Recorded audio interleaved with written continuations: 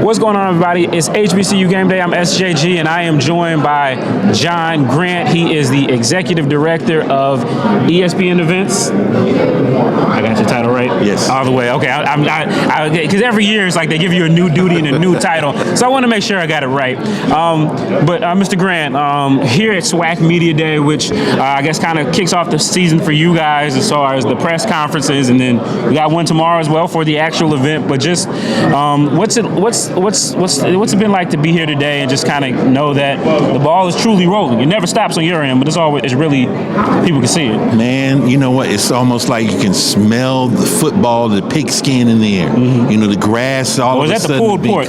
The pulled pork. But, you now know it's official. The football season is officially upon us when the conferences begin having their media days. My hat's off to the SWAC conference today.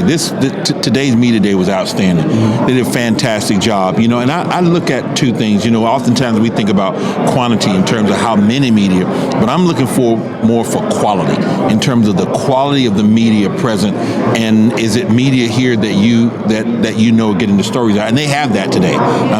Exemplified by here with you guys. So what a great day it's been. Yeah, no doubt about it. So we're here in mid-July. We've got the MEAC SWAC Challenge that'll be coming up. So it's going to be a lot of green, FAMU, and Norfolk State University. I believe it's the first time for Norfolk State University. FAMU's been there a couple times. Just talk about how excited you guys are to have those two brands, here in Atlanta, over in Atlanta, and the anticipation of kicking off another football season in that venue.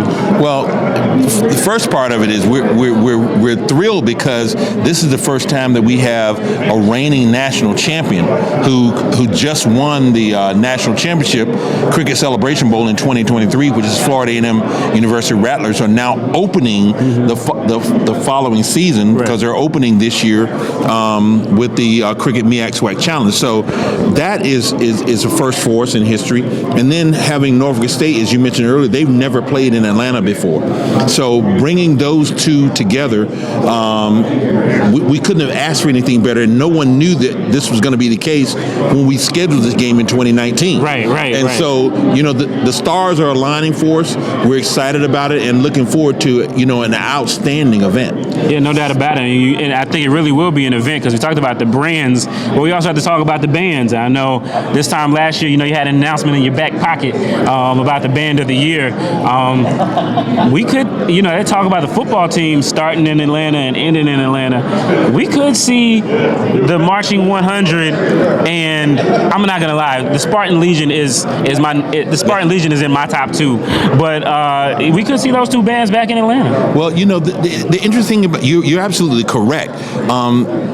People don't get to see the Spartan Legion as much. Mm-hmm. So being able to have them in Atlanta, have them on this stage, a part of the band of the year that we launched last year, and I want to thank you guys for HBCU Gameday for carrying the rankings. I mean, a lot of excitement around that, and there's also a lot of excitement about this year. So, that would be really interesting to see if one of those two end up being in the national championship for Band of the Year in December. Right, no doubt about it. Yeah, it's going to be another great year, great competition. Like you said, the build-up last year, a lot of people still learning about it, so we were happy we were able to kind of help you guys bring that to the forefront. And a lot of excitement about it. I know I got a personal favorite in the D2 ranks. So, we were my Winston-Salem State Red Sea of Sound. We were just as close. We could smell it, man.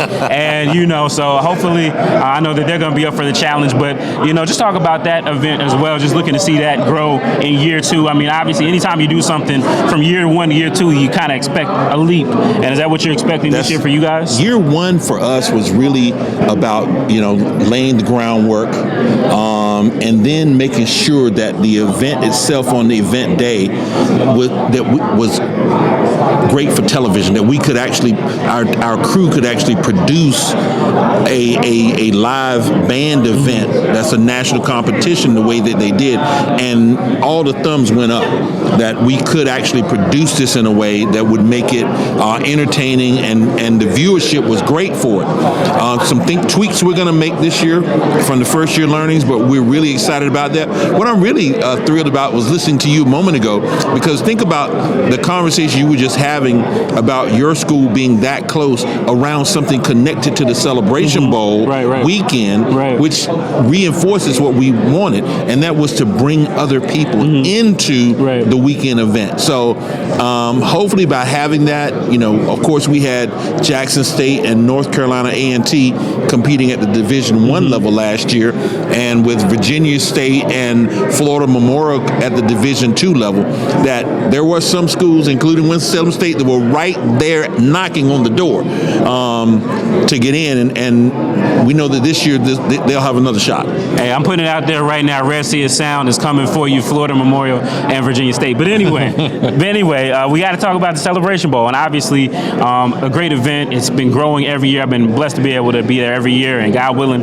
be there again this year. But obviously this year with the college football playoff being expanded, there's the change. Obviously we know that there's levels to football and everything like that. But how do you feel like the conferences have responded to the change, particularly the SWAC, who was already kind of pressed time-wise? Obviously they understand the hierarchy, but just how do you think that has gone and things like that? Well, look, there's a lot of things happening in the world of college football right now. Right. And you have to really be fluid. And the first priority that we all have is, how do we protect this enterprise? How do we put it in the best position for it to be successful and continue to drive revenue back to the conferences and to the member institutions? And so in doing so, staying on the date that we were on was not an option. All the bowl games that were on that date were moved off of that date, including ourselves. Also, making sure that we try to get back in the position where we are opening the bowl season, because we really had lost that position because there were games coming on at 11 o'clock in the morning. Right. So last year we had an 11 a.m. game. We were at noon, and then the NFL had a game on at 1:30. So we're sandwiched in between with the NFL on one side, and that, quite frankly, impacted our viewership by almost a little over 400,000 viewers.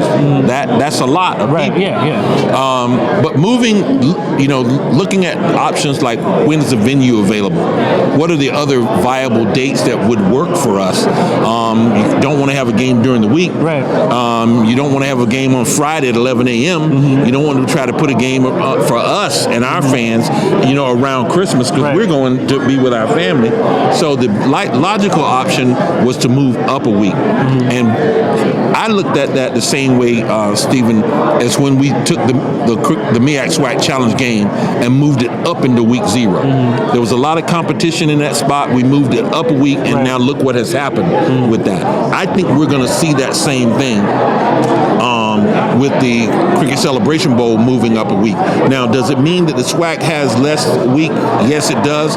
But we had conversations with coaches. You got to play the game, and you have to play the game when it is. But the key part is, how do we protect the enterprise? But I will tell you this: if you look back at the history of the bowl game and the matchups, even though the MEAC had that time off, all those games went down to the wire. No doubt. It was a play here, one play there. It had nothing to do, when you really look closely, was one team more tired than the other. And I didn't see that. I saw a Jackson State, North Carolina Central game go down to the wire and a drop pass in the end zone. I saw a Florida A&M and Howard game come down to the wire, a bad pass thrown by Howard, and then a receiver falling down, which caused an interception. That had nothing to do with whether Florida A&M had less or more time.